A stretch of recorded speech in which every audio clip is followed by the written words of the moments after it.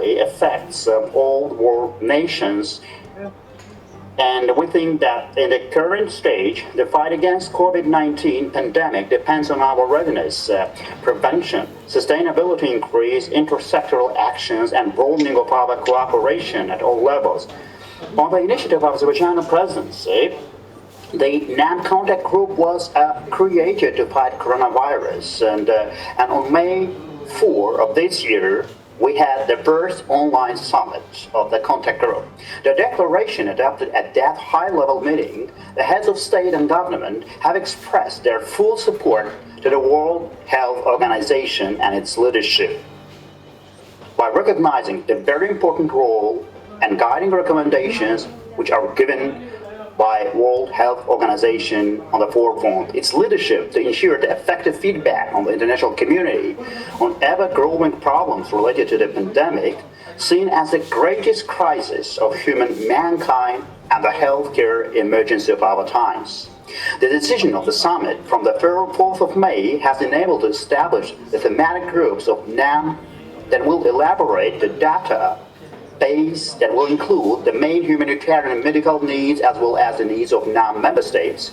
After all, those data will be submitted by the NAM chair to countries, donors, and international humanitarian and financial organizations and institutions to expand necessary possible assistance.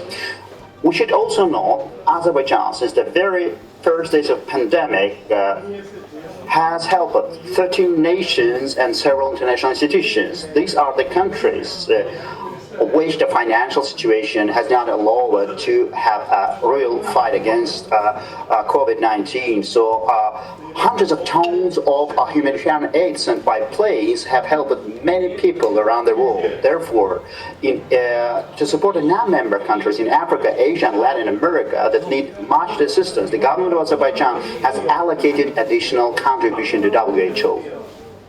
Dear colleagues, we confirm our full support to the initiatives of the UN Secretary General to fight the pandemic. Now, member states recognize that preservation and solidification of values of multilateralism and international cooperation lie in the heart of the United Nations Charter and SDG Agenda for 2030. It has the paramount importance to encourage three main components of the United Nations: peace and security, development, and human rights.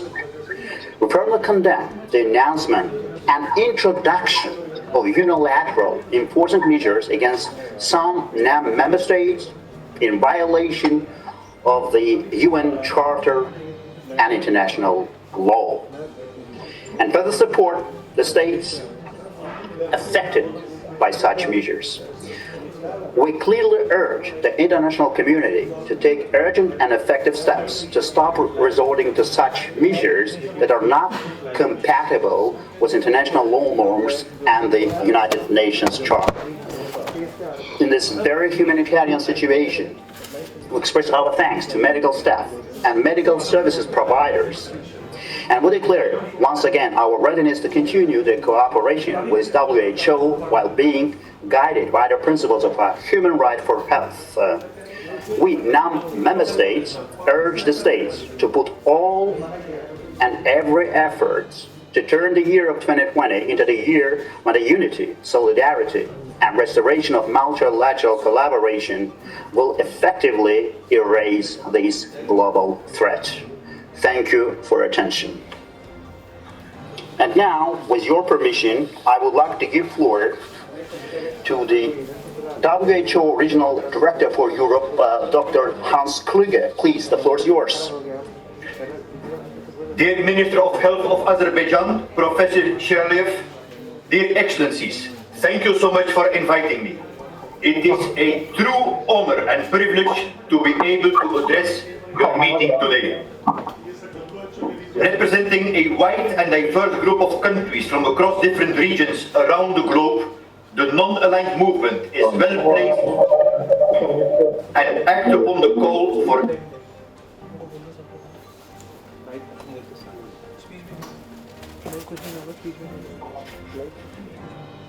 Not here.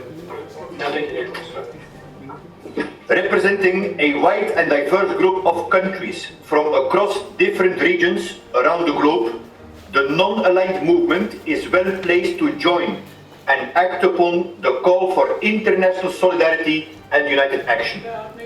Therefore, I strongly welcome the declaration that was adopted on May 4th at the online summit of the non-contact group in response to COVID-19, and that was held at the initiative of the current chair of your movement and the President of Azerbaijan, His Excellency Mr. Ilham Aliyev. This declaration entitled United Against the COVID-19 Pandemic expresses support to the World Health Organization in recognition of its critical role and guidance to lead and coordinate the international response, which is particularly encouraging in these difficult times. I would like to congratulate Azerbaijan for its key role in global health diplomacy and to congratulate the non-aligned movement for placing health as a top political priority.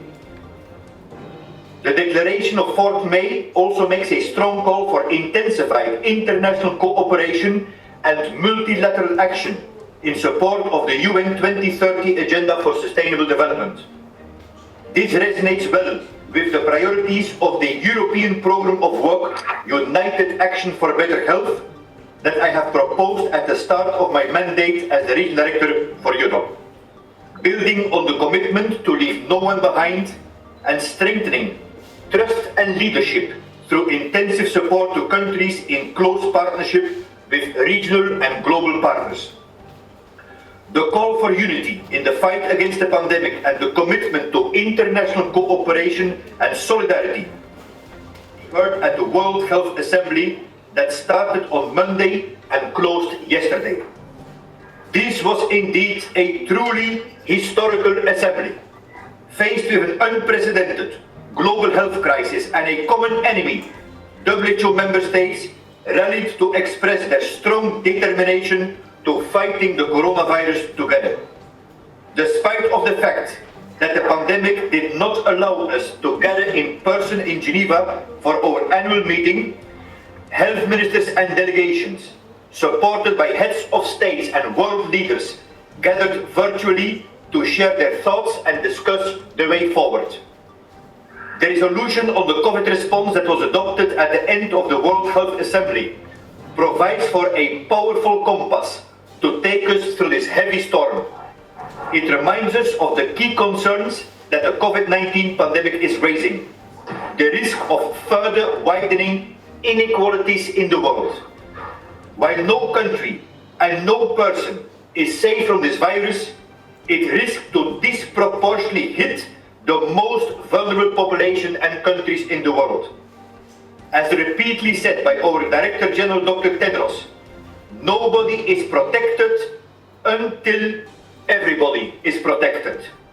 It is important to keep this in mind as the world is concentrating its efforts to develop diagnostic, therapeutics and vaccines that are so badly needed to protect us from the devastating effects of this virus. In that respect, it was good to see many delegations making a clear call for equitable access and fair distribution of effective and affordable technologies as a global public good in the fight of the pandemic. Also, strong and resilient health systems based on universal health coverage and primary health care are seen as an essential component and critical factor to successfully face the COVID-19 challenge, but also to maintain essential and routine health services for non-communicable diseases, TB, HIV/AIDS, malaria, food safety, and immunization.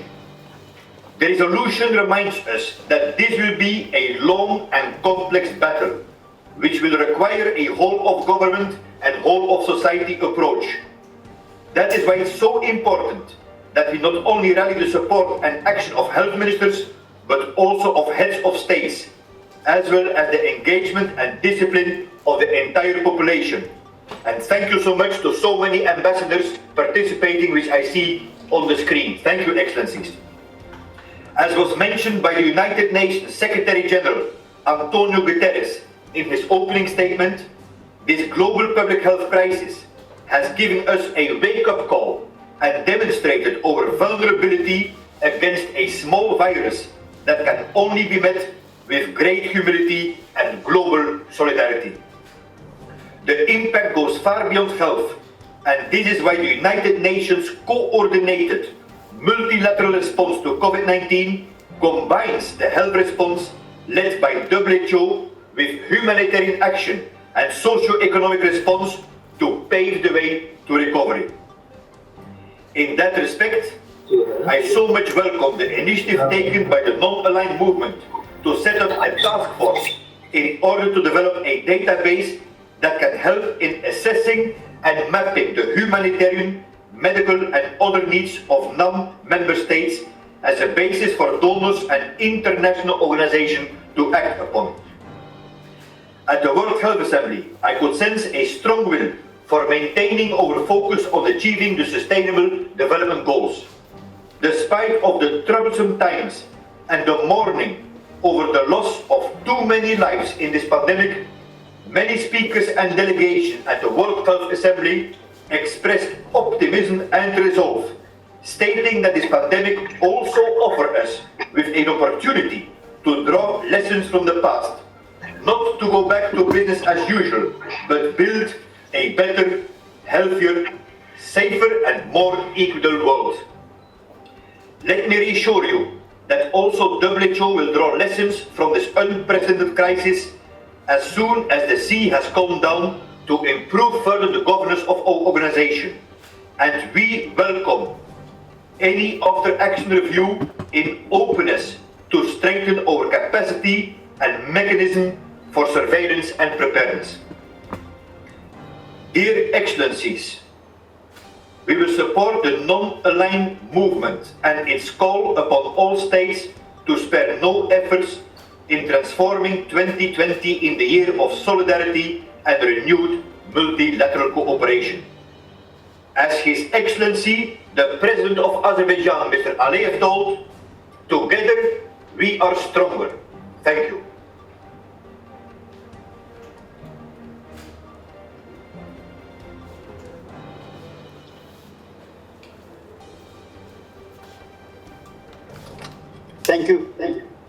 Thank you very much. Well, we highly value these activities of WHO, and we wish a lot of successes in solving this responsible and complicated task. Thank you very much, dear Mr. Regional Director, Dr. Hans Kluge. And now the floor is given to the Republic of Bangladesh. People's Republic of Bangladesh, please.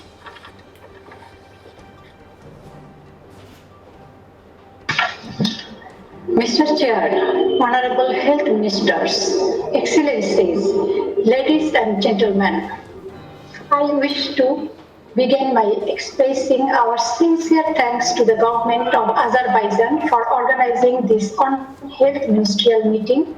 We reaffirm our commitment to the values, principles, and continued relevance of the name. We believe the principles have gained undeniable importance, as well as all are passing through an unprecedented critical time of humanity due to COVID-19. Today we are fighting an invincible enemy that has attacked the world unprepared, triggering an overwhelming global public health challenge. Since the inception of the outbreak, the government of Bangladesh was quick to respond under the able leadership of our Honorable Prime Minister Sheikh Hasina. True to this spirit, we have adopted a whole of the government approach, giving emphasis on surveillance and laboratory support, tracing and screening, infection prevention control, community engagement, as well as logistics and procurement. Our Honorable Prime Minister issued a 31-point directives seeking to mitigate its impact on the vulnerable population. We have mobilized enough testing kits, gloves, masks, PPEs to protect our health workers. We have further developed a national preparedness and response plan for COVID-19. 1.1 million Rohingyas that we are hosting are also included in our overall strategy. Mr. Chair, as we struggle to cope up with the adverse impact of the pandemic, we have to work out innovative solutions and approaches to tackle this crisis. Let me make a few suggestions for the NAM membership to consider. First, we need robust leadership from the UN-led multilateral system and from all relevant international, regional and cross-regional organizations. In this regard, we reiterate our support to the NAM task force to establish a database that will include the basic humanitarian and medical needs and requirements of NAM member states. Second, NAM member states need new thinking on human well-being and on how to tackle inequalities, support the poor and get the economies back on track. Third, immigrant workers irrespective of status deserve more attention in response as they are disproportionately affected. We need a meaningful global strategy to share burden and responsibilities. Fourth, developing countries will require short, medium and long-term support from the bilateral and multilateral development partners in the form of finance, capacity building, technology transfer, debt waiver, etc. and grants.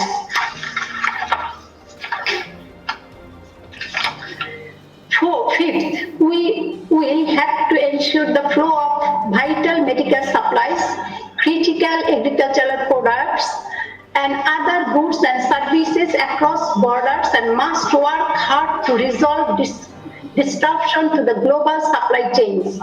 The health emergency must not be allowed to turn into a food crisis.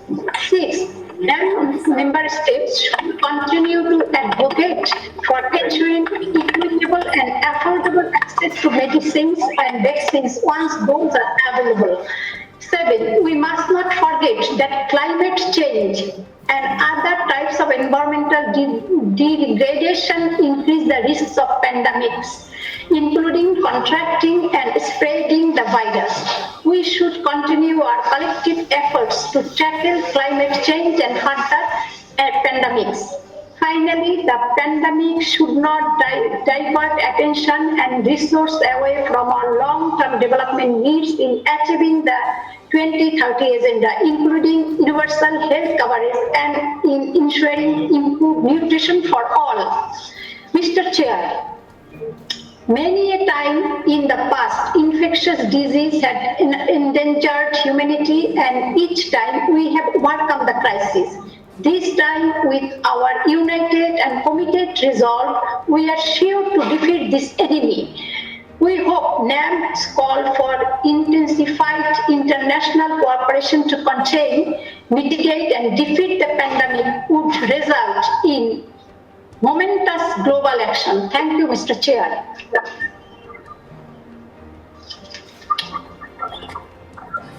Thank you for your speech. And now the floor is given to Islamic Republic of Iran, Dr. Mohsen Asadi-Lari, Director General of the Ministry of Health. Okay, thank you very much, Excellency. Спасибо большое. Excellencies, honorable ministers, ladies and gentlemen, on behalf of Excellency Dr. Namaki, Minister of Health and Medical Education of Iran, I would like to address the NAM meeting actually very shortly. At the outset, I'd like to express my sincere appreciation to the Republic of Azerbaijan for convening this meeting. This is a valuable opportunity to share experiences and exchange views on the most important and challenging issue affecting global health. 2020 is the year when the international community has been faced with the COVID-19 pandemic that recognizes no borders. It has severely disrupted the lives and livelihoods of millions of people. thus creating challenges in societies and economies as well as in international travel and commerce. We acknowledge the fundamental role of WHO and its efforts in response to COVID-19, and in the spirit of unity and solidarity, call for internationalization, a call for intensification of cooperation and collaboration at all levels to contain, control, and mitigate this pandemic, and to ensure timely, affordable, and equitable access to safe and effective medicines, therapeutics, vaccines, and medical equipment. Distinguished delegates, the Islamic Republic of Iran has been hit hard by the COVID with almost 120,000 confirmed cases and more than 70,000 deaths as of today. After the outbreak on 19 February 2020, the government of Islamic Republic of Iran adopted a range of public health measures to curb and contain the disease. In accordance with the national campaign to fight COVID, more than 78 million people were screened using the strong PHC infrastructure with a stepwise referral system which dramatically reduced the load of hospital admissions. In the second round of screening, we targeted 22 million high-risk people and also expanded our laboratory capacities to outpatient clinics, contact tracing, isolation, and early treatment at home. We have managed to flatten the curve and reduce the mortality and statistically due to extensive public health measures taken on the basis of the whole government, whole of society approach. Moreover, to avoid further damage to the economy in the framework of smart distancing, we are implementing a step-by-step reopening the businesses. Mr. Chairman, we retrieve the movement's traditional support for multilateralism with the United Nations at its core and express full support to the United Nations Secretary General's plans and initiatives to fight the COVID-19 pandemic. We express our strong condemnation at the application of unilateral coercive measures against member states of the movement that are applied in violation of the Charter of the United Nations and international law, and urge the international community to adopt urgent and effective measures to eliminate the use of such measures, with a view to ensure the effectiveness of national responses to the COVID-19 pandemic.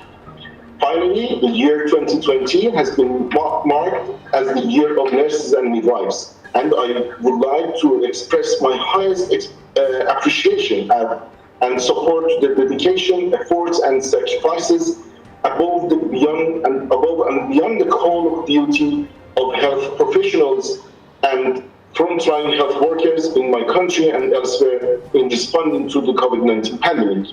I thank you.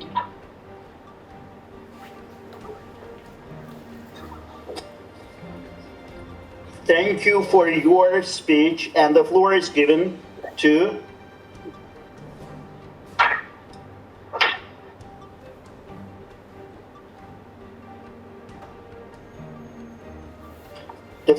Belarus, please. Anatoly Grushkovsky, Republic of Belarus. Please, the floor is yours, sir. Good day. The Republic of Belarus thanks Azerbaijan for organizing such an important event. In the current situation, it is important to compare positions in timely manner, exchange best practice, and coordinate cooperation to take urgent and develop strategic responses to the pandemic. The national context is an important factor in developing a response to the pandemic. We are convinced that Belarus has chosen the right line. We have optimally preserved the vital function of the state and its economy, but at the same time we have provided maximum protection to the population. The situation in our country is under the constant personal control of the President of the Republic of Belarus. In Belarus, as in other countries, the main barrier of fighting the pandemic has fallen on the health system, and we managed to provide medical care in such conditions and prevent the uncontrolled spread of infection.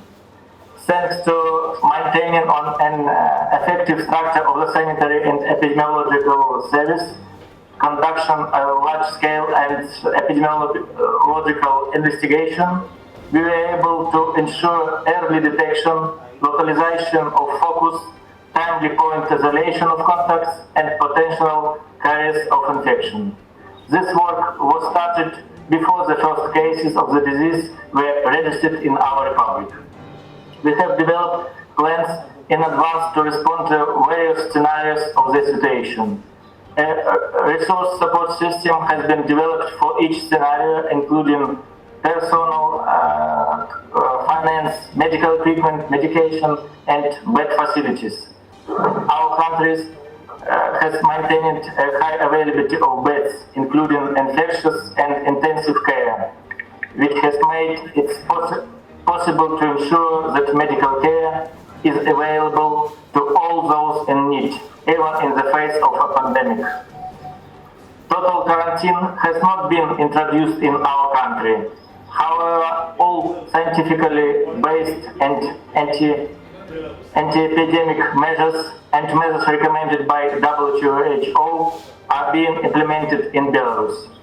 As we can see now, many countries that are coming out of quarantine are actually starting to follow the same line that Belarus chose from the very beginning. Thank you for your attention.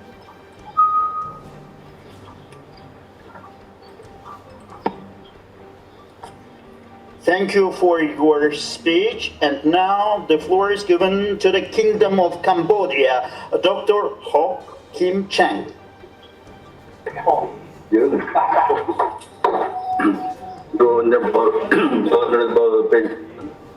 Your Honorable Minister, Head of the Delegation, distinguished guests, ladies and gentlemen.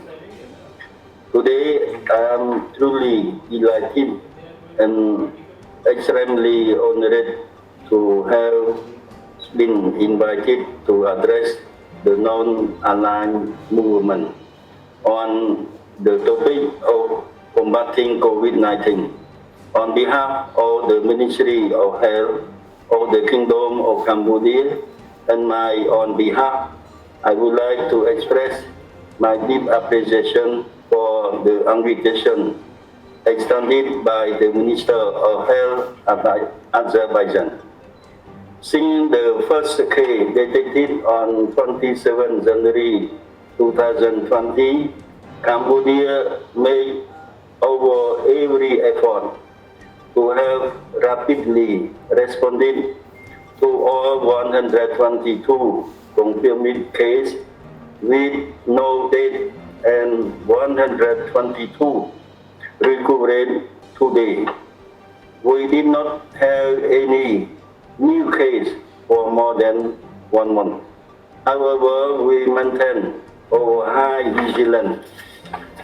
We are currently gradually adjusting our public health and social measures through a step-by approach to maintain social economic continuity. Cambodia has developed and implemented master plan for COVID-19 with 9 priority areas.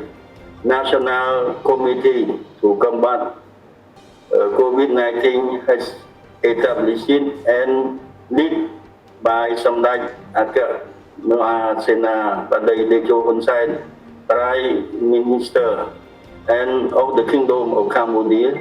Then the Inter-Ministerial Committee to Combat COVID-19 led by the Minister of Health has played a crucial role in responding, leading and coordinating the implementation of response measures across the whole of government and whole of society, including border screening, quarantine, contact tracing, non-pharmaceutical intervention, and reducing public health risk in their own setting of as well as supporting continual communication and messaging on public health measures for community and addressing the social and economic impact and ensuring business continuity with strongly supported by the provincial committee to combat COVID-19 at sub-national level. Finally, I wish Your Excellency, Head of Delegation, distinguished delegate, ladies and gentlemen, good health and success in your deliberation. Thank you very much.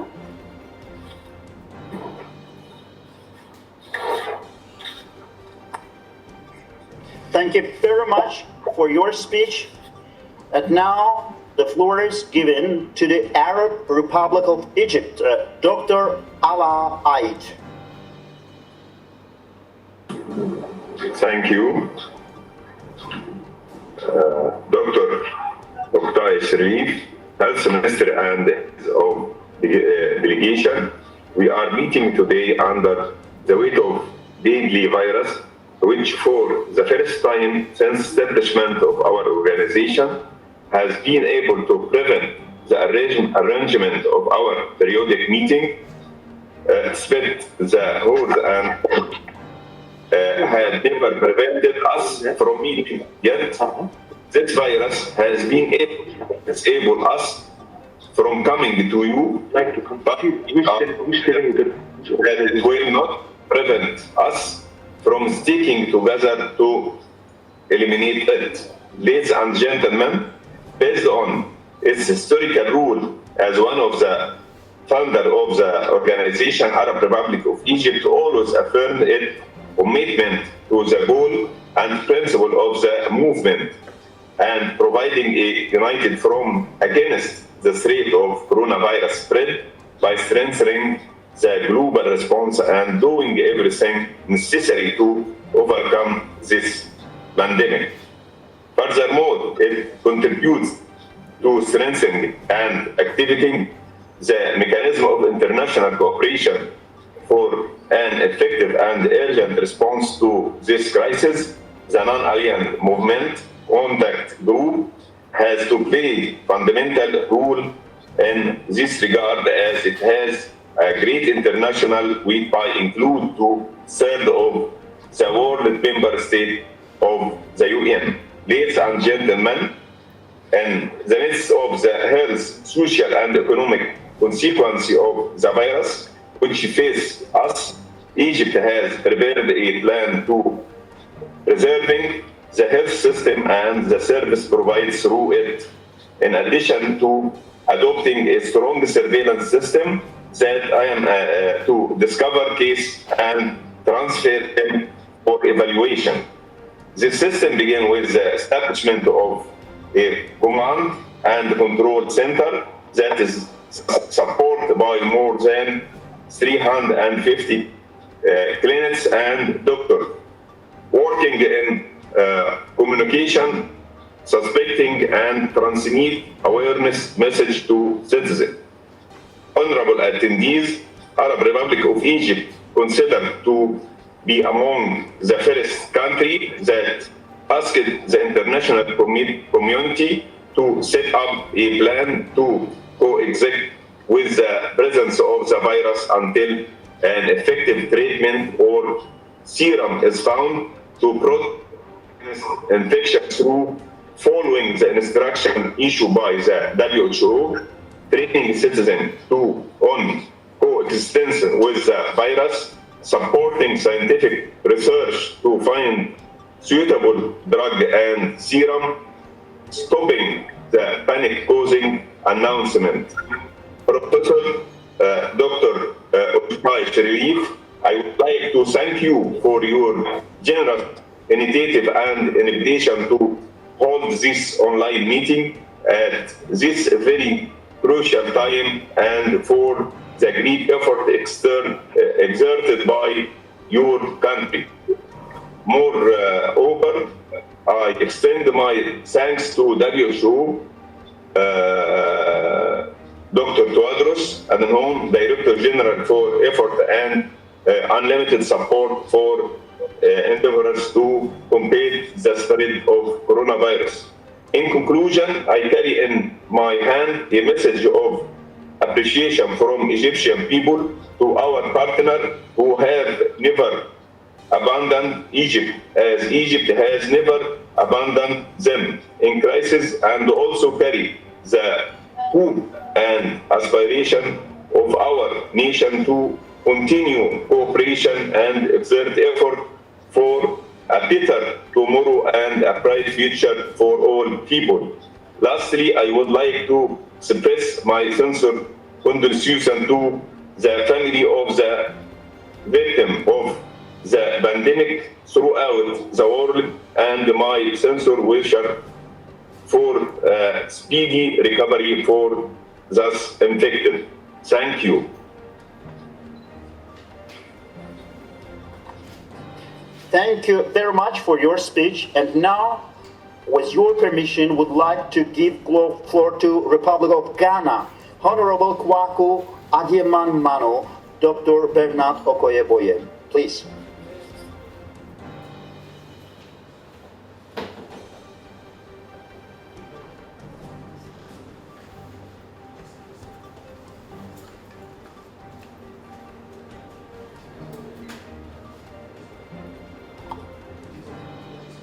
Please, the floor is given to Republic of Ghana, please. Much, Mr. Chairman. The Honorable Minister has just stepped out, so kindly move on to another country and we'll give you an alert so that you can call us back. Thank you.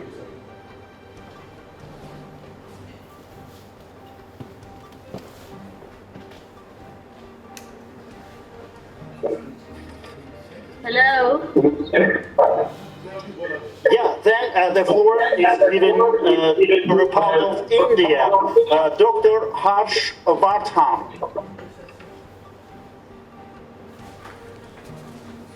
Mr. Chairman, Excellencies, ladies and gentlemen, I would like to begin by congratulating the Chair, the Minister of Health for the Republic of Azerbaijan, for organizing this important and timely conference. This is undoubtedly an unprecedented time in our planet's history. COVID-19 has claimed more than 300,000 precious lives, infected over 4 million, and snatched away the livelihoods of billions. Let me express my heartfelt condolences to those families across the world who have lost their near and dear ones to this deadly disease. Mr. Chairman, COVID-19 has made us realize that we are more interconnected and interdependent than ever before. It has made us realize that the man-made challenges that our planet faces today, such as climate change and public health emergencies, can only be faced together, not when we are divided. It requires collaboration, not coercion. The present pandemic crisis also reminds us that the global institutions of governance need to become more democratic, transparent, and representative to be credible and effective, and a reformed multilateralism is the need of the hour. On its part, India has been fighting the COVID battle with a firm political will. Our Prime Minister, Mr. Narendra Modi ji, has ensured speed, scale, and determination in the handling of this crisis. India took every possible step to ensure that we contain the spread of the virus. We also ensured that focus on COVID should not mean neglect of patients of other diseases. Armed with a political will to ensure that we defeat this dreadful disease, 1.35 billion Indians came together to honor the decisions on national lockdowns that have kept our mortality rate down and contained the spread of the disease. Our policy of micro-identification, Mass isolation and quick treatment reaped us good dividends in preventing large scale spread and deaths due to COVID 19. Although India has a robust healthcare system, we swung into action and added capacity in terms of infrastructure as well as manpower. With a fleet of 10,000 dedicated COVID hospitals and care centers and a trained healthcare workforce of over 2 million, there was no looking back. As we care for our citizens, we have also extended help to other countries. In our immediate neighborhood, we have promoted coordination to counter COVID-19 and organized capacity building by sharing India's medical expertise also. India is living up to its reputation as the pharmacy of the world, especially for affordable medicines. Besides meeting our domestic needs, we have provided medical supplies to over 123 partner countries, including 50 members of NAM. We are taking active part in the global efforts to develop remedies and vaccines. We remain sincerely committed to solidarity among the NAM member states to respond to the COVID-19 crisis. During the video conference of NAM contact group on 4th May, Prime Minister Shri Narendra Modi ji expressed our country's solidarity with not only the NAM countries but with the entire world, as we believe in the doctrine of Vasudev Kutumbakam, which means that the whole world is our family. Mr. Chairman, I would like to sum up by saying that as developing countries, it is our people that stand to be the most profoundly affected by these changes. We must all realize that our destinies are linked like never before. India looks forward to a collective journey of constructive deliberations, cooperation and collaboration in the spirit of solidarity and fraternity that characterizes NAM. Before I close my speech, let me honor those who have honored mankind. Let us all stand up to clap for all frontline COVID warriors, our doctors, our nurses, our paramedics, our sanitation and security staff, our army, police and paramilitary forces, our journalists, all those who are putting their lives at risk for us and for their families, who are sending their members to the battlefield with all the risks. They have taught us a lesson, and that lesson is to never forget that human welfare must be the basis of all economic growth. Thank you, Mr. Chairman. Thank you very much for your speech. And the floor is given to the delegate of Hashemite Kingdom of Jordan, Dr. Adnan Ishaq. Good afternoon.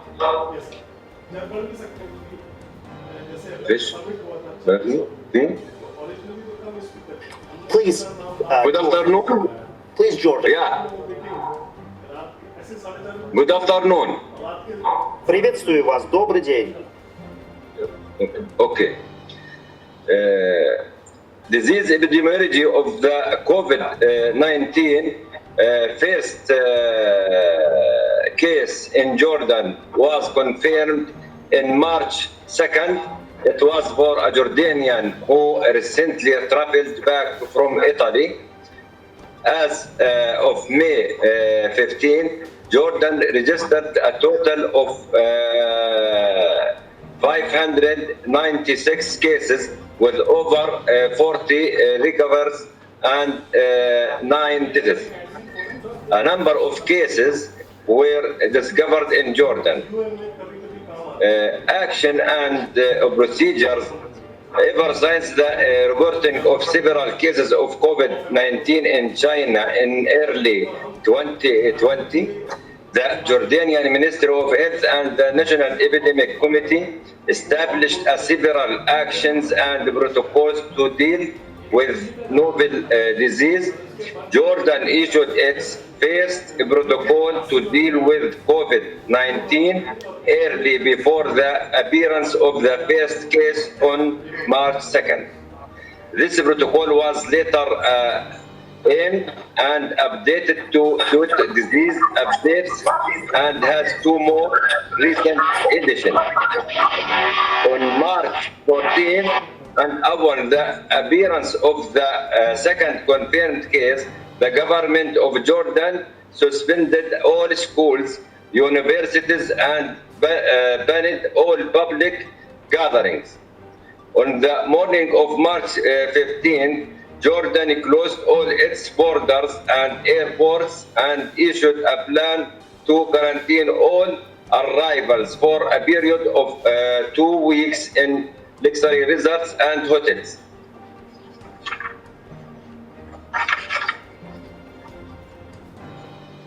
Ministry of Health actions regarding COVID-19, drafting information and guidance regarding the illness by defining the suspected, the probable and confirmed case and disseminating it to all health sectors. Several meetings for the National Epidemic Committee to registrating the cases in Wuhan, China. The meetings are regularly conducted to update on the situation. Developing and updating the national preparedness and response operational plan for COVID-19. Install thermal scanners in all ports of entry, Queen Alia International Airport, King Hussein Airport, and Marka Civil Airport. The provision of epidemiologists and superative medical personnel in all airports and ports of entry. Activating the hotline 111 for any inquiry about COVID-19.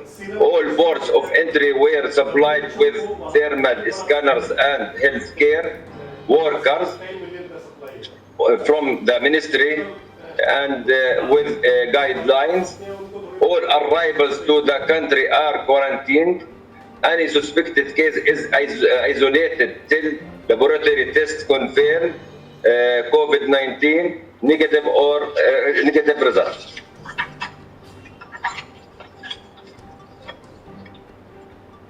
Official delegations and diplomats are permitted to enter Jordan after ensuring they are disease-free.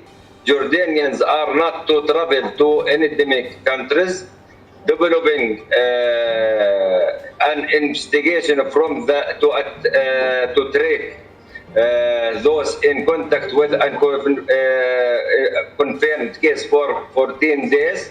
Developing educational materials to people traveling to and arriving from endemic countries at airport and ports. And thank you. Thank you very much. And now I would like to give floor back to the Republic of Ghana. Please. I wish to thank you for organizing this meeting under such challenging times. I wish to add my voice in congratulating the health workers who have so far been the rock behind handling this pandemic. Ghana, like any other country in the world, has not been spared by the COVID-19 pandemic. Ghana's national response is an all-of-government approach with a well-defined integrated governance structure chaired by His Excellency the President. There is also an interministerial committee that meets daily to assess the interventions and advise the Presidential Task Force to provide a seamless coordination. Underpinning the COVID-19 response plan is a 5-point strategic objectives: limit and stop importation of cases, detect and contain cases, care of the sick, contain the impact on social and economic life, and improve domestic capability and deepen self-reliance. Since Ghana recorded its index case on March 12, 2020, a total of 5,613 cases have been confirmed, with 1,460 recoveries and 28 deaths as of May 17, 2020.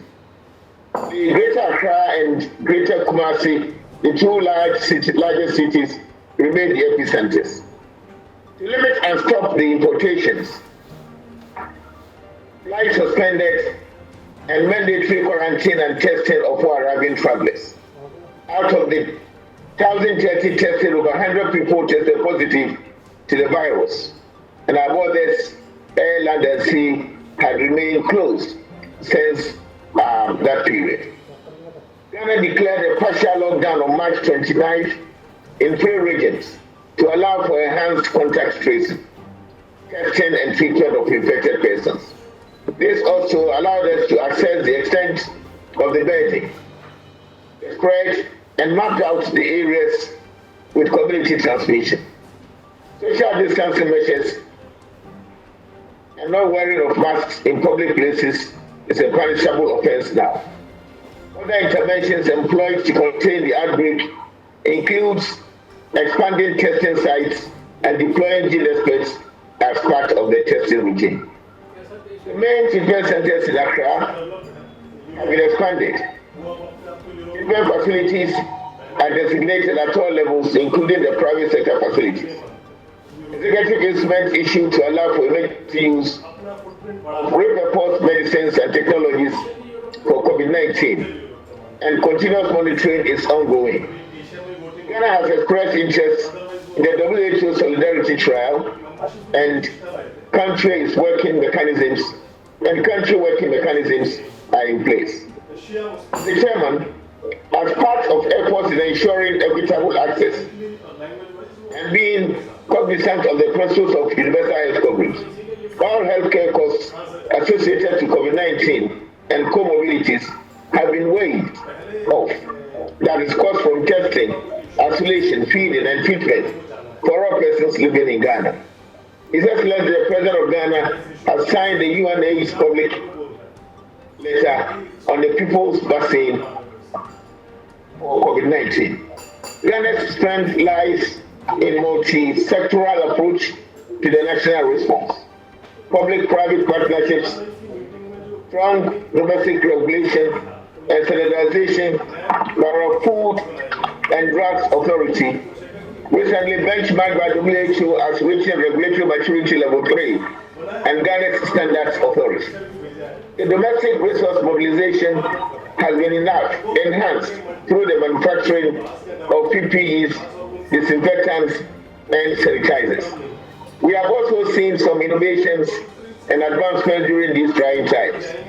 Drone delivery of specimens to testing centers, genome sequencing of novel coronavirus by Ghanaian scientists to determine the strains and extent of mutation of the virus circulating in Ghana to inform treatment options. The enhanced testing strategy, full testing of specimens, has also been adopted in Ghana. I make these strengths. Ghana has not been spared by challenges addressing the pandemic. Illegal border crossing resulting in new imported cases, circulation of fake news, breaching of social distancing rules in some communities, keeping up contact tracing with increasing numbers, large asymptomatic COVID-19 cases, and denial of COVID-19 infection. Stigmatization of recovered patients and the impact on other health services cannot be overemphasized. In conclusion, Mr. Chairman, Ghana will continue to enhance the tracing, testing, and treatment strategy for COVID-19 cases while striving to leave no one behind. Ghana wishes to recognize and appreciate the WHO as a worthy champion of efforts to addressing this pandemic.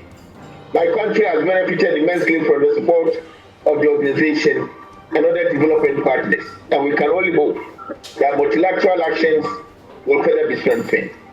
In this spirit, Ghana is delighted to close the UN hospital for the staff of the UN. Together we can fight this battle. I thank you for your kind attention.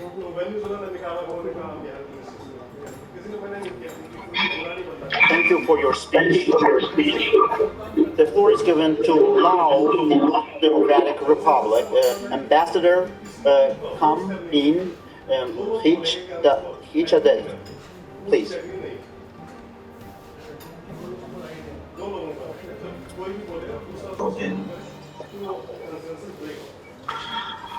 Thank you, Mr. Chairman, for organizing this important meeting. So, for this meeting, I am not intention to make a speech. So, thank you very much for your kind offer the floor to me. Thank you. Thank you.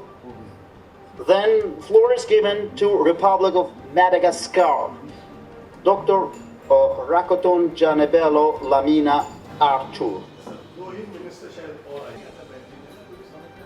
Due to the technical problem with Iraq, now we'd like to go back to the delegate of Iraq. Please, Iraq, the floor is yours, sir. Then we go to the next speaker. The next speaker is from the Republic of Nicaragua. Please, Dr. Marta Veronica Reyes Alvarez. Mr. President, dear non-aligned sisters and brothers, please receive a warm greeting from the people and government of Nicaragua, President Commandant Daniel Ortega, and Vice President Rosario Murillo. We thank Azerbaijan for organizing this event. Prior to 2007, 3 neoliberal governments undertook processes of privatization of health. The first day of the government of reconciliation and national unity in 2007, President Ortega made effective the constitutional principle of free universal health care as a human right. Since then, preventive, proactive family and community health care model has been in implementation. The total expenditure in health has increased from 111 million to 468 million. The number of health workers from 22,000 to 36,000, and medical doctors from 2,700 to over 6,000. This transformation made us better able to confront COVID-19. The same preventive, proactive approach led to the first press conference with warnings and preventive measures 21 January on COVID-19 and a full protocol with 19 hospital units being equipped and trained beginning 9 February, where our first case arrived 18 March after 2 months of preparation. We have undertaken house-to-house visits, 4,600,000 of them, to inform the citizenry, disinfection of public places, social distancing, but without shutting down the economy. In accordance with our social structure, 40% small farmers, 80% of the urban workers are informal, as well as the state of our economy, given the impact of a violent failed coup in 2018, constant destabilization attacks by fake news and social media manipulation, and illegal coercive measures imposed with extraterritoriality and criminalization of third parties. The new face of neocolonial imposition against all those who defend their sovereignty, independence, and self-determination is a dictatorship in international bank transfers and the fear of banks of losing access to it. The world urgently needs alternatives. A long list of victims has sought relief from the illegal coercive measures to better confront the COVID-19 pandemic. They have been uniformly denied. The legal definition of crimes against humanity includes literal K, other inhumane acts of a similar nature that intentionally cause great suffering or seriously undermine physical integrity or mental or physical health. End of quote. As countries come out of the lockdowns that have destroyed the world economy, we must learn to fight the virus and function as societies at the same time, avoiding increases in poverty and inequality. Thus far, the lockdowns have further concentrated wealth. For example, while the principal owner of Amazon made $24 billion in the last 3 months, 36.5 million US workers have become unemployed in the same period. Franklin D. Roosevelt famously said during the 1929 Depression, All we have to fear is fear itself. The Great Depression of 2020 has not been caused by a virus, but rather by viral fear. To recover, we must reinstill confidence in the future and hope. We can do this by stimulating a green economy to achieve zero carbon emission society by 2050, thus sparing humanity and the Earth, Mother Earth, the worst consequences of climate change. We can do this also by advancing the Sustainable Development Goals to reverse hyperconcentration of wealth and reduce poverty and inequality, making for a more just, humane, and healthier future. Thank you very much, Mr. President.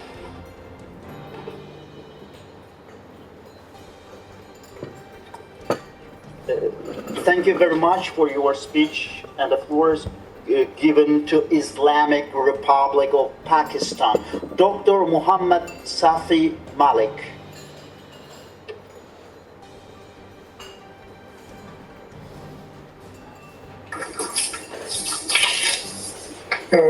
Honorable Mr. Chairman, Honorable Ministers, Excellencies, ladies and gentlemen. At the outset, let me express my profound appreciation of the stewardship role of Government of Azerbaijan for convening this virtual meeting and bringing health ministers and other stakeholders for sharing of experience in responding.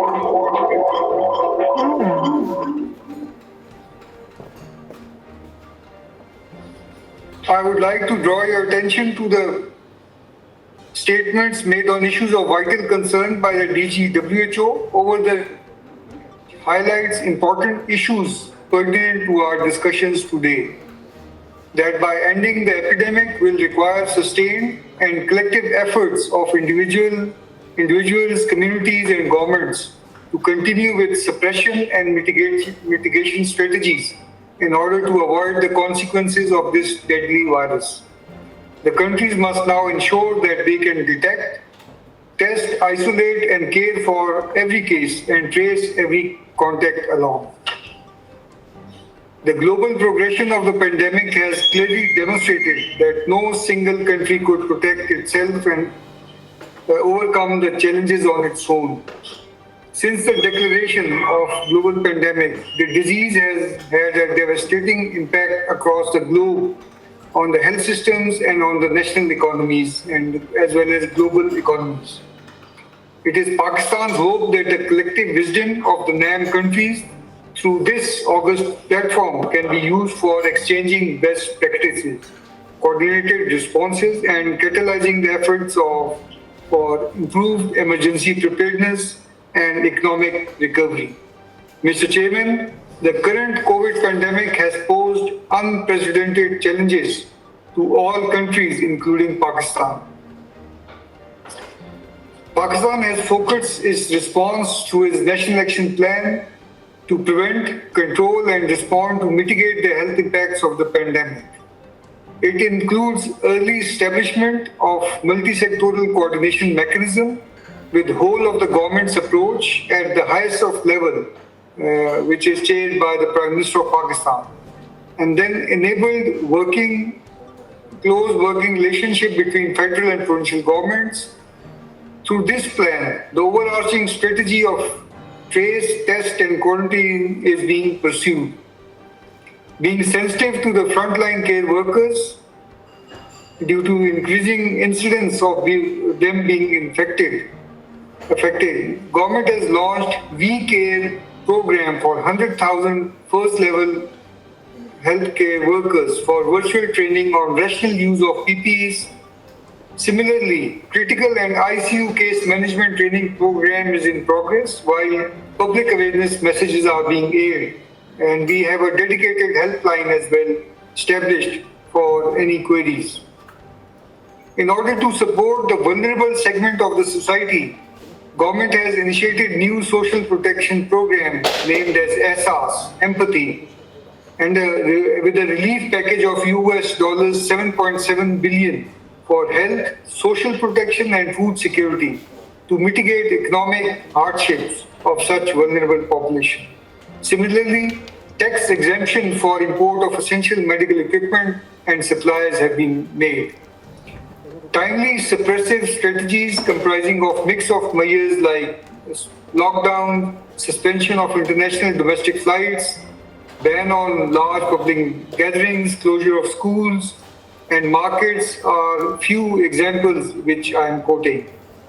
Pakistan would like to recommend few key priorities for cooperation between NAM countries, for including investment for strengthening core capacities under IHR and improved pandemic response financing mechanism.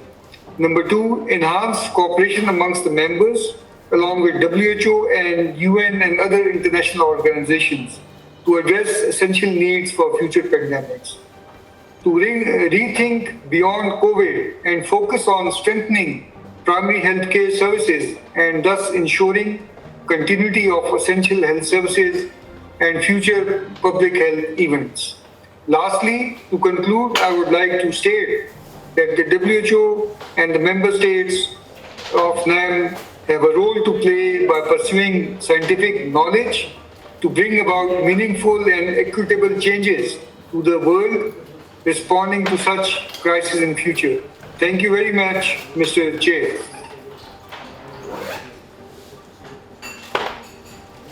Thank you very much for your speech. And now the floor is given to Palestine, Mrs. Maya Al-Kaila.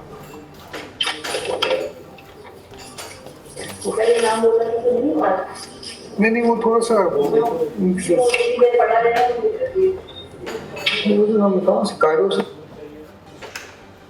Please, the floor then given to Cuba, please.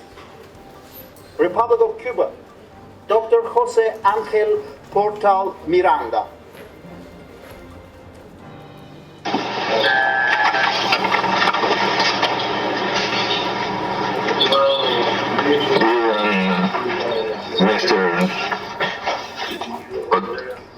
Minister of Health of the Republic of Azerbaijan, distinguished colleagues, I wish to thank Azerbaijan for organizing this NAM Health Ministers meeting, a moving ratification of the importance of this forum as a space for the discussion of shared situations that are adversely affecting the health of our peoples. We fully support your address delivered on behalf of our movement at the sessions of the 73rd World Health Assembly, as well as the declarations adopted in support of WHO in relation to COVID-19. The pandemic has given rise to a crisis of multiple and devastating effects, not only for health, but also the economies, international trade, and our society.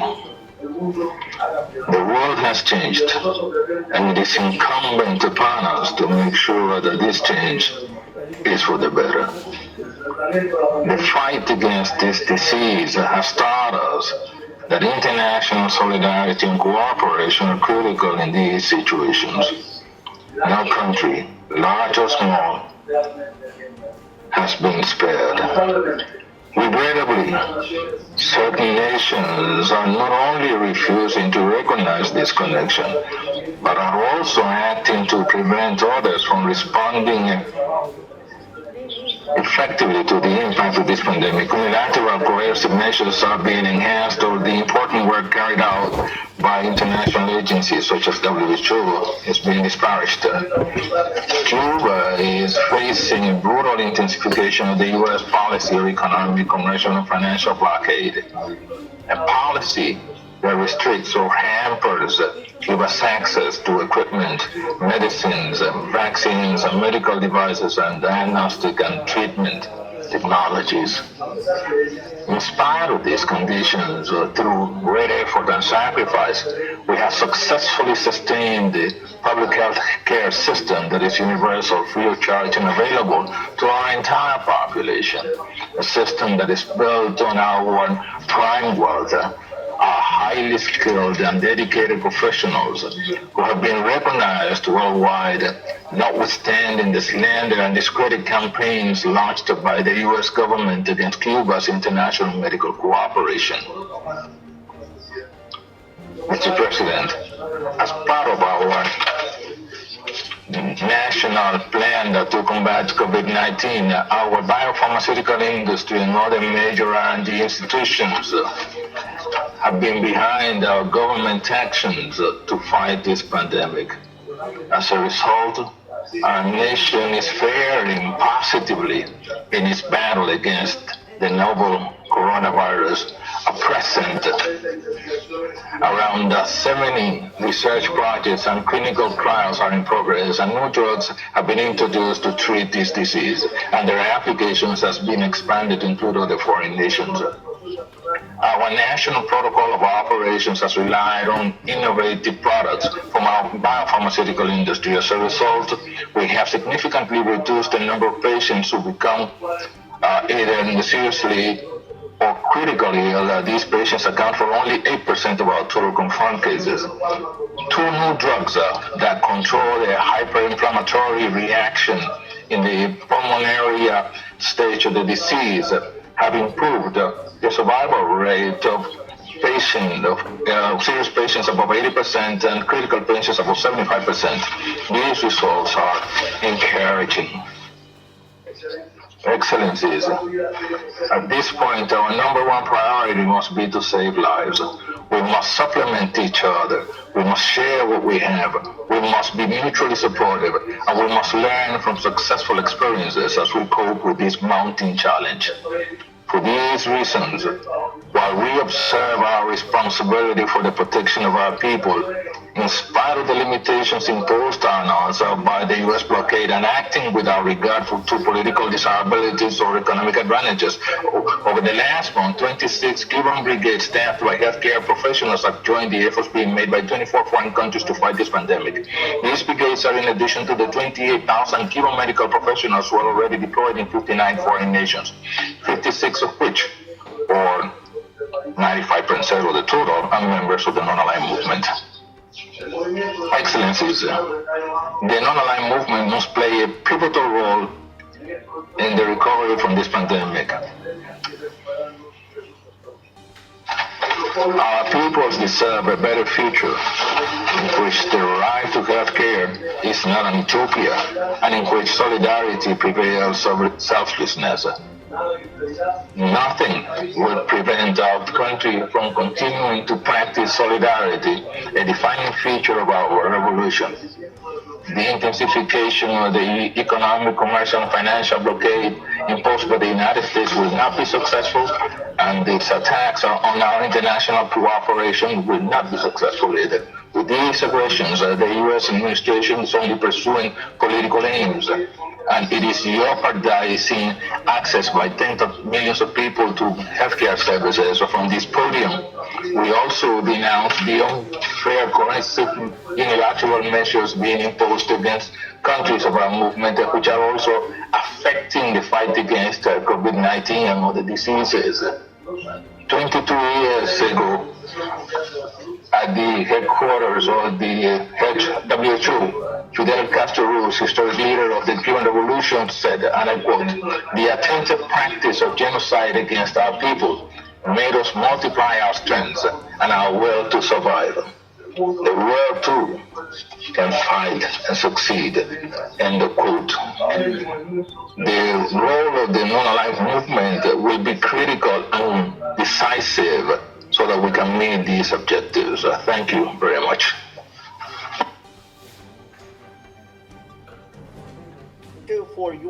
Thank you for your speech. The floor is given to the Republic of the Philippines, Ambassador Evan Garcia. Please. Good afternoon. Thank you, Chair, for giving us the floor. At the outset, I would like to thank His Excellency Oktay Shiraliev, Minister of Health of the Republic of Azerbaijan and Chairman of our meeting today, Dr. Hans Kluge, Co-Regional Director for Europe, and colleagues on this virtual platform. The Philippine delegation takes this opportunity to reiterate its commitments to the principles of the non-aligned movement and congratulates our chair, Azerbaijan, for its quick and comprehensive actions in the context of a successful online summit last May 4, which signing the donor agreement with the WHO on May 11, negotiated the consensus agreement delivered on May 18 at the Assembly, and now this virtual meeting of Health Assembly delegations.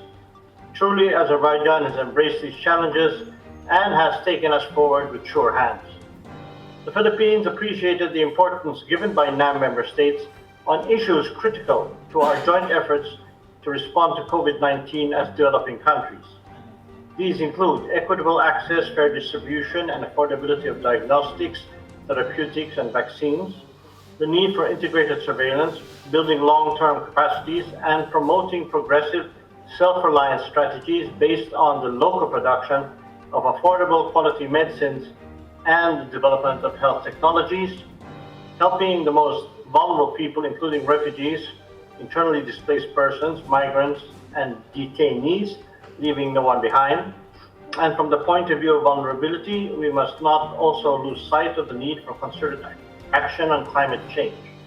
For the Philippines in particular, it is important to put a spotlight on the WHO Global Code of Practice on the international recruitment of health personnel in the context of a pandemic. The Philippines joined the wide majority of member states in co-sponsoring the resolution on COVID-19 response, which is accepted by consensus yesterday. We look forward to actively participating in solidarity with the global community and hand in hand with NAM member states to working on ensuring that we leave no one behind on what promises to be a long journey out of this pandemic. Thank you very much, Mr. Chairman.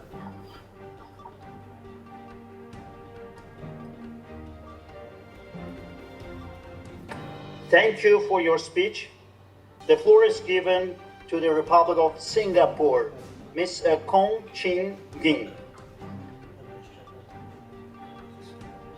Hi, thank you, Chair, for organizing the meeting and for giving Singapore the floor. However, we're not making an intervention today, please. Thank you.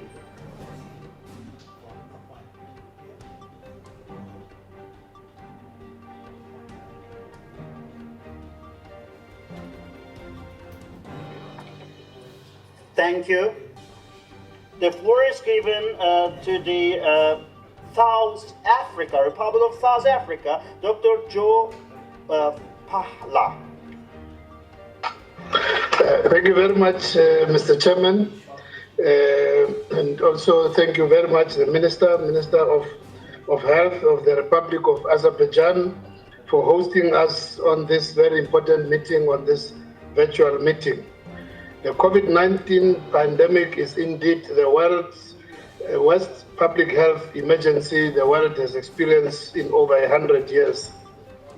COVID-19 is much more than a health crisis, as it has already demonstrated the potential to create devastating social, economic, and political crises in many countries. We are witnessing its devastation here in South Africa as well. We note with concern the immediate impact of the pandemic on the health systems which are struggling to cope. The pandemic has highlighted the dangerous and inequality that exists both between countries but also within countries.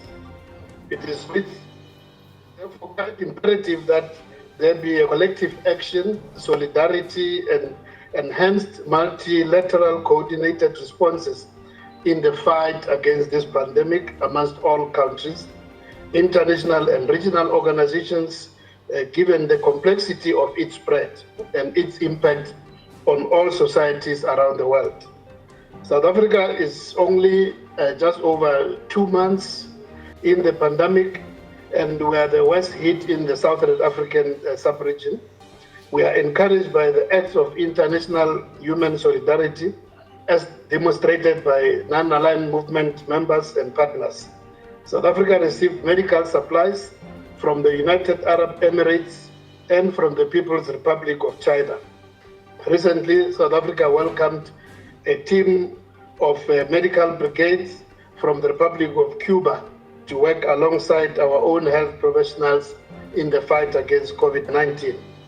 We note with interest decisions of the virtual summit of the Non-Aligned Movement Contact Group in response to COVID-19 that took place on the 4th of May 2020. The practical outcome of this summit was the creation of a task force to establish a common database reflecting the medical, social, and humanitarian needs of non-aligned movement members in the fight against COVID-19. Like other countries, South Africa is also experiencing challenges in the health sector's response to this pandemic, including the limited production and distribution of testing and extraction kits by international suppliers and availability of personal protective equipment. This initiative therefore comes at the right time for us in South Africa as we get ready to play an active role in ensuring that the objective of the non-aligned movement is achieved. We salute all the healthcare workers and practitioners for their invaluable efforts in the front line of fighting the pandemic. 2020 has been declared by the WHO as the year of the nurse and the midwife, who are the majority and the backbone of the health system. It is important to acknowledge and appreciate the work of the nurses and the midwives, especially now in the fight against COVID-19.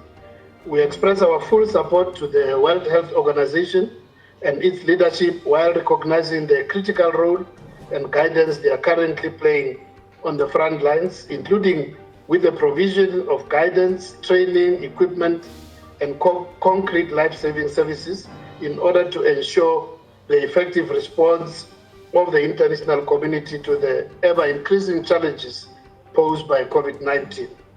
Finally, in our efforts to manage this pandemic, we should not lose sight of the lessons learned, which have largely highlighted the need to make universal health coverage a reality to all the people of our member countries. I thank you very much, Mr. Chairman.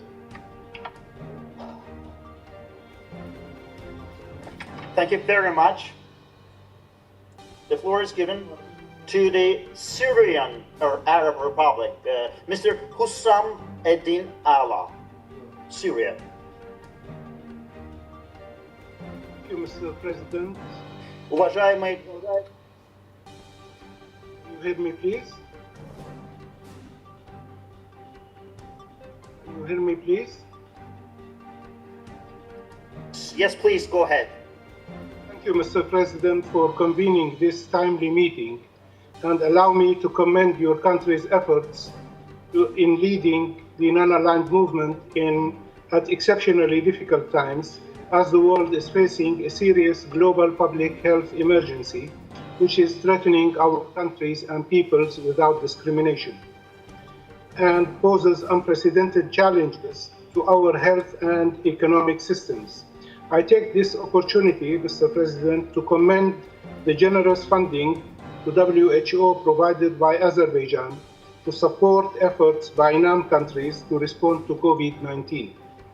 The 73rd WHA, which its first part yesterday, provided an important opportunity for and international cooperation in support of national efforts to cope with the immediate and longer-term repercussions of COVID-19 pandemic. We believe that the resolution on COVID-19 response adopted by the Health Assembly yesterday was a step in the right direction, as it recognized the need for all countries to have unhindered timely access to diagnostics, medicines, vaccines, and essential health technologies and equipment for the COVID-19 response, and called for the urgent removal of obstacles thereto.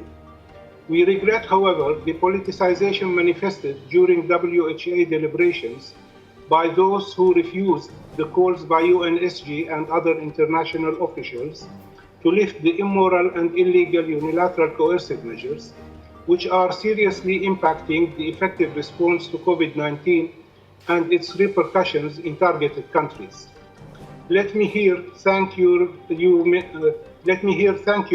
Mr. Minister, for raising this issue in your statement on behalf of NAM, and thank our fellow members for their continued solidarity and support on this issue. For us in Syria, lifting the draconian sanctions imposed particularly by the European Union is of utmost priority.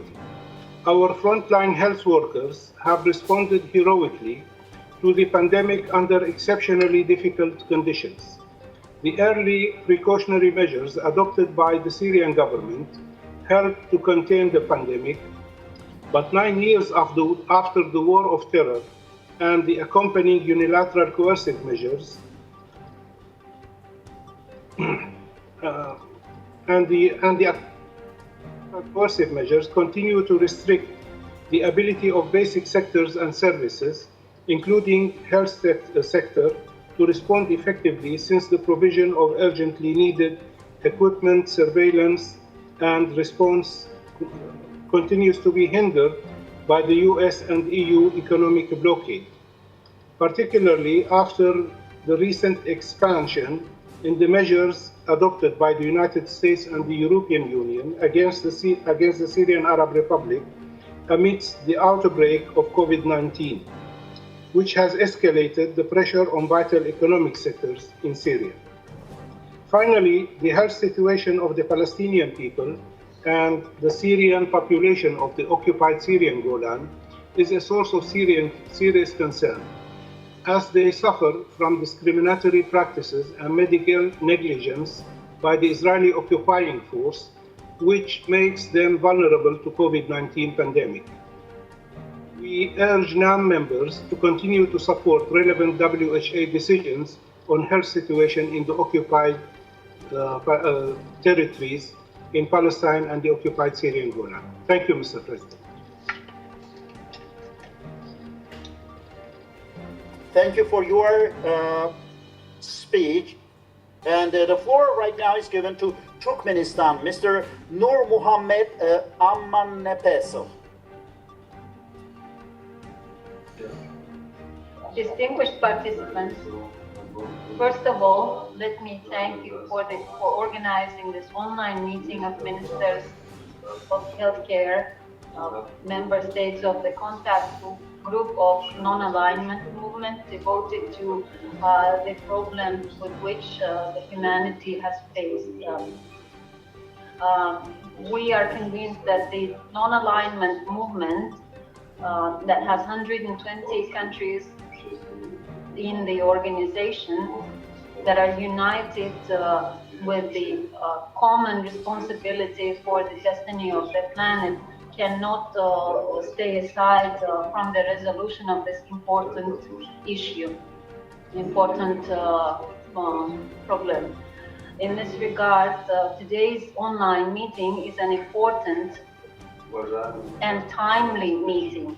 It provides us an opportunity to exchange views and assessments of this complex situation and the ways of its overcoming.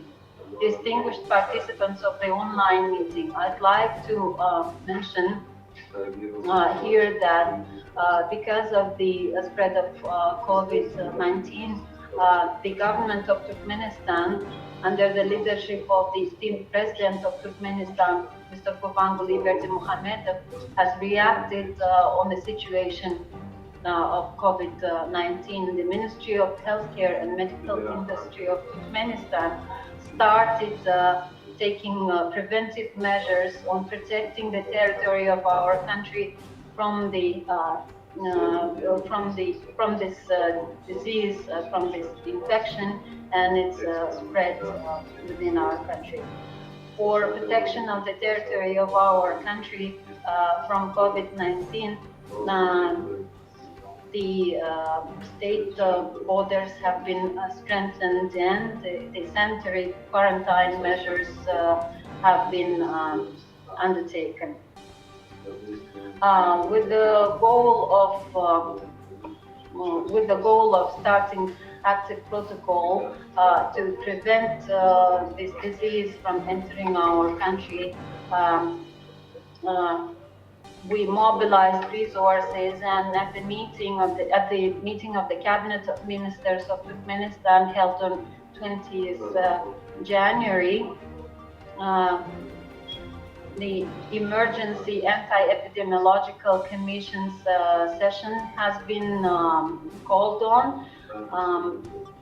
Relevant ministries and agencies are members of that emergency commission.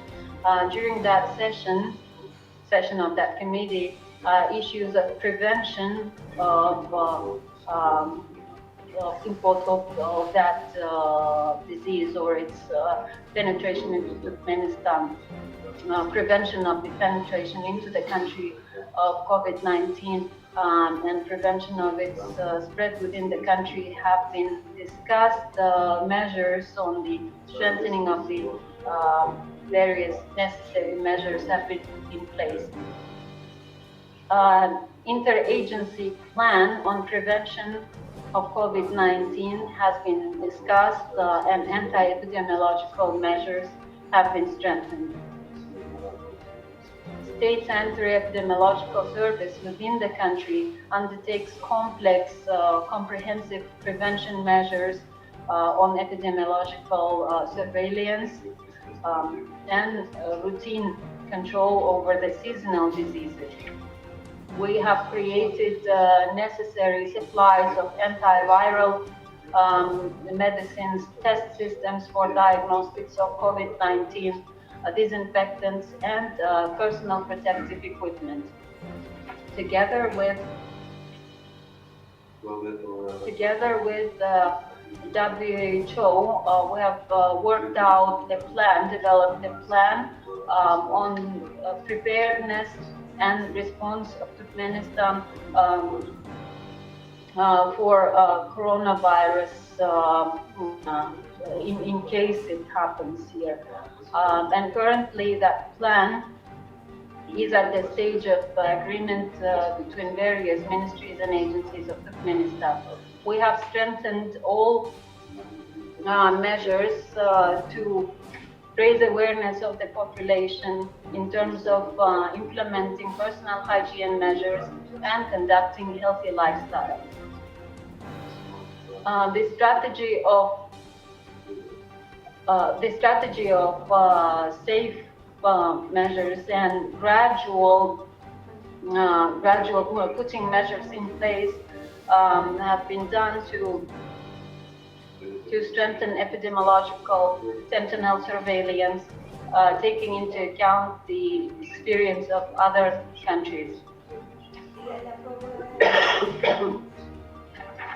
Also, I'd like to note that President of Turkmenistan has put forward an initiative during the recent online summit of heads of states and governments of the non-alignment movement. In that initiative, the head of the state drew the attention of the public to using wide mechanisms of scientific diplomacy to fight the pandemics and its consequences.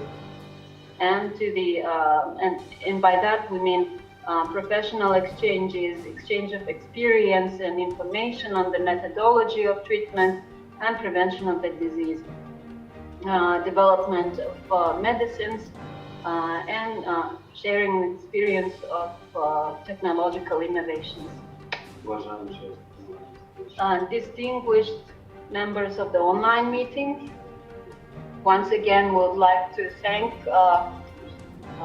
all of you for your readiness to collaborate and to strengthen the potential in the sphere of developing measures and preparedness to responding to this challenge of the public health care.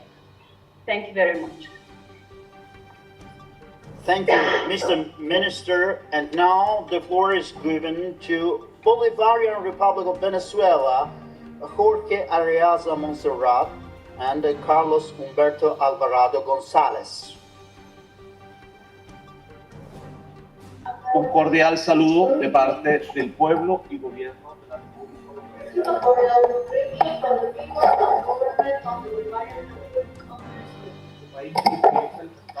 Our country expressed its full support for the statement made by the Minister of Health of Azerbaijan on behalf of the non-alignment movement.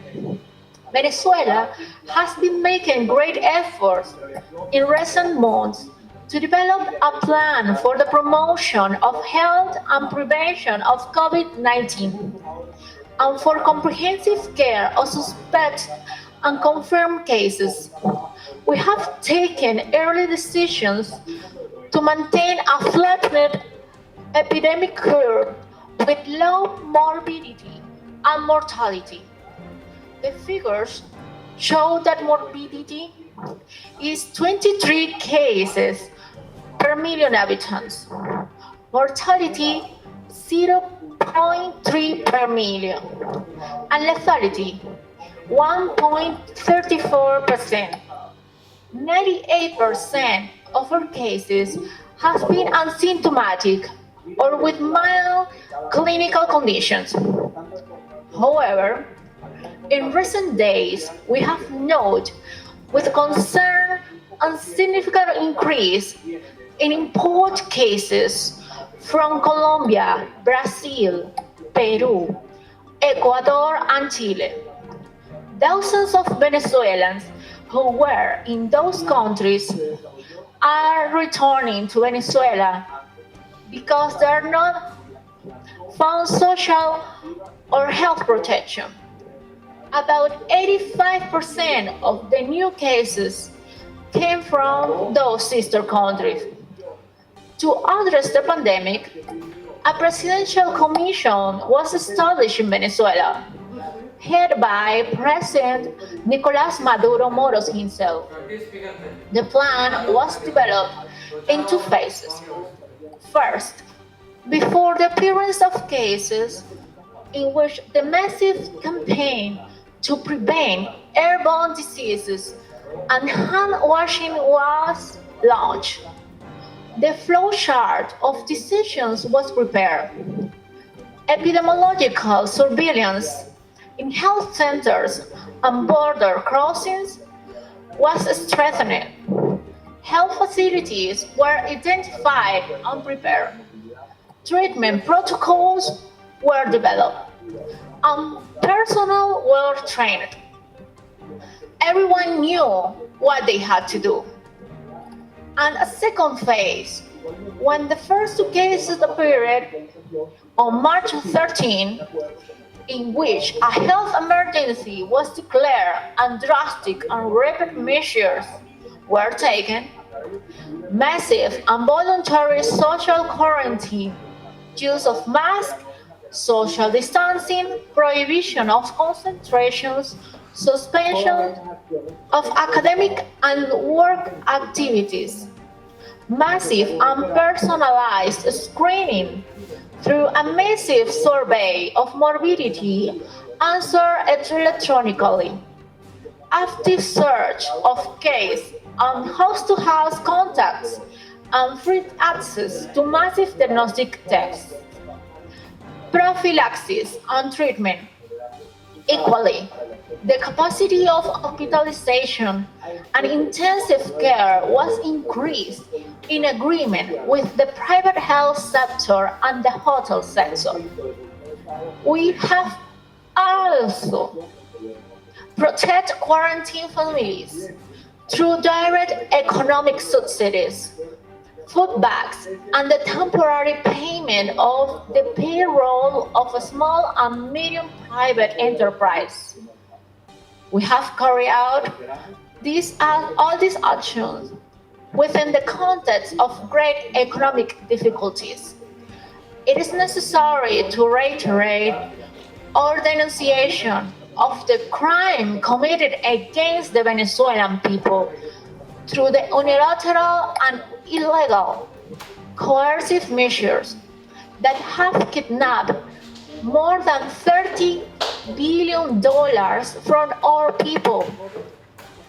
Venezuela has had all its bank accounts in the United States and Europe frozen. General Tim difficulties in access to food and medicine. In addition to this, there are new attempts at political and social desestabilization, a new attempt at a coup d'etat in the midst of pandemic with the participation of the US government. Our president has insisted on repeated opportunities on calling the cessation of all conflicts and reach a global agreement to achieve peace. There can be no health without peace. We reiterate the request made by the President Maduro to create a council of non-specialists to share experiences, develop research, and guarantee universal access to vaccines and treatments against this terrible disease. We appreciate the humanitarian and solidarity cooperation of WHO, FAO, and the United Nations system, China, Russia, Cuba, Iran, and other international organizations. Only with the joint action of all countries, common respect, and international solidarity can we guarantee success in the battle against this pandemic that has cost so many lives to humanity in only 4 months. Thank you very much, Mr. President. Thank you. And we have been attempting to connect with Iraq, and now we're again trying to establish the connection with Iraq. Excellencies, distinguished ladies and gentlemen, good afternoon. On behalf of His Excellency Minister of Health and Environment, I would like to extend my sincere thanks to His Excellency the President and to all those who worked for holding this important meeting. In light of this critical stage the world is witnessing, which is represented by the most serious pandemic in the modern era. And I would also like to welcome all the delegations present. It is clear to everyone that the catastrophic health damage that resulted from this pandemic due to its rapid spread, as well as the economic burden that is left from reducing the movement of trade exchange, which threaten its negative impacts on the social security and development levels in our country and the world at large. Despite the challenges that Iraq faces from security instability, financial crisis, and acute shortage of medical, health, and nursing staff, we were able to stand firmly against the corona pandemic and prevent the dangerous outbreak of this disease in our country. And our health institutions were able to treat all injuries. Since the beginning of the current global crisis, Iraq has taken early precautionary measures to prohibit travel to and from countries that recorded in COVID-19 cases, and then prevent all manifestations of the crowd gathering from closing restaurants and cafes, disrupting schools, institutes, and universities, and stopping all religious crowd rights, which enable us to flatten the epidemic curve and sustain the ability of our health system to absorb the number of COVID-19 cases and treat them and prevent the high number of deaths. Iraq recorded since the beginning of the crisis and until now 3,611 laboratory confirmed cases and 2,366 cases of recovery, healing rate of 66%, and 131 death rate of 3.6%. But the epidemic remains dangerous and threatens the lives of people and the world economy, especially those countries with fragile health and economic systems. Therefore, the highest importance comes to the solidarity of the countries of the world as a whole, and with all the scientific, financial, and technological potentials that come to stand against this pandemic. We hope from this meeting that all participating countries provide their opinions and contribute to providing the most effective means and lessons learned in facing this pandemic, and we affirm coordination of work and enhance solidarity, cooperation, and international response in facing future health crises, as well as reviewing the current global health system and identifying the gaps that led to the failure of most health systems in the world to face this global pandemic. We thank all the efforts made by member states in addressing the risk posed by the corona pandemic. We also thank all the medical and health personnel in the world for being in the first line in this global battle to control this pandemic. We offer condolences to the families of the victims of the corona pandemic in our countries and all countries of the world, and we pray to God Almighty to heal the sick. Thank you. Thank you. This was the last speech. And Excellencies, dear ministers, dear healthcare leaders, if there is no any other speech, then with your permission, I would like to conclude our today's meeting. I thank you all for very meaningful speeches. Thank you. Dear friends, we're living through the hard times in the life of our planet. The time that has brought grievances to many people around the world has transformed our daily life. And at the same time, we have become the witnesses of this national mobilization, of this solidarity of our planet. We have become the witnesses of the best human qualities, like extend your hand to the vulnerable people, to be attentive, to expose their charity, and to give a real, not a formal aid. And there is no doubt that the time will come, then we will be very proud that we have been able to pass this challenge.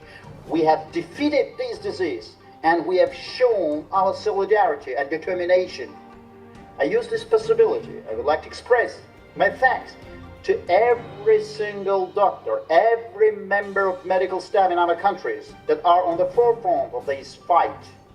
Every day they are risking their health and sometimes their lives, that they are sacrificing themselves for these daily tasks. And indeed, thanks to their noble work, today these important roles being played, and every day we are taking this away from our life, we will win, and this success will belong to every of us.